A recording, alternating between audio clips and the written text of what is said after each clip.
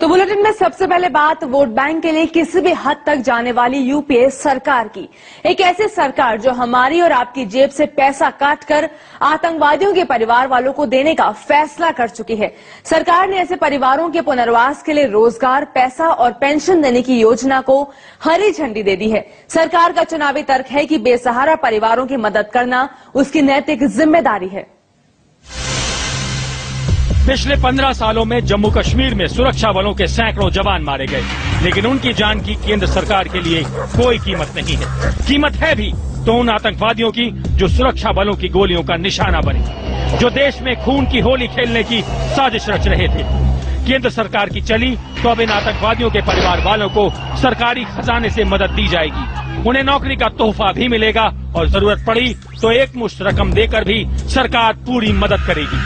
यानी केंद्र सरकार ने उन जवानों की आत्माओं को तार तार कर दिया जो आतंकवादियों के हाथों मारे गए, जिन लोगों ने इन आतंकवादियों की घिनौनी हरकतों को खुद भोगा है, जिन्होंने अपने परिवार का कोई सदस्य, कोई अपना खो दिया है। क्या वो केंद्र सरकार के लिए कोई मायने नहीं रखते?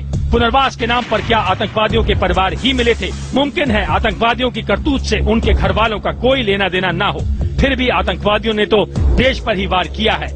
उनके परिवार को इनाम देने की क्या जरूरत है? किसी के साथ मानवीय चेहरे के साथ पेश आना, कोई हमारे देश का नागरिक है, अगर हम उसके साथ ह्यूमन फेस अच्छा पेश करते हैं तो ये एक अच्छा जेस्चर है और इससे हम समझते हैं कि हमारे देश के अंदर शांति स्थापित करने हो। एक अनुमान के मुताबिक जम्मू कश्मीर में अब तक लगभग 70,000 आतंकवादी मारे गए हैं। यानी अब इनके परिवार की पूरी जिम्मेदारी भी केंद्र सरकार ही उठाएगी। हालांकि सरकार ने अब तक ये साफ नहीं किया है कि वो आतंकवादियों के परिवारों को कितनी और कैसे मदद करेगी।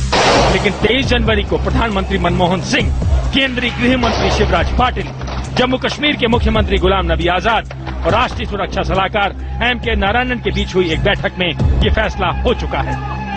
सरकार की दलील है कि आतंकवादी भटके हुए नौजवान हैं और उनकी काली करतूतों का खामियाजा उनके परिवार वाले भुगते ये मुनासिब नहीं है।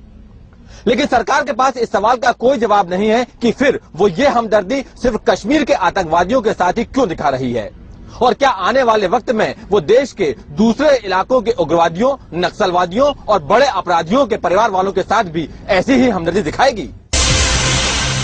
पिछले 20 सालों में घाटी में आतंकवादियों के हाथों 30,000 से ज्यादा बेगुनाहों की हत्या हुई है। पिछले 3 साल के आंकड़ों को ही देखें तो सुरक्षा बलों के 455 जवान भी शहीद हुए।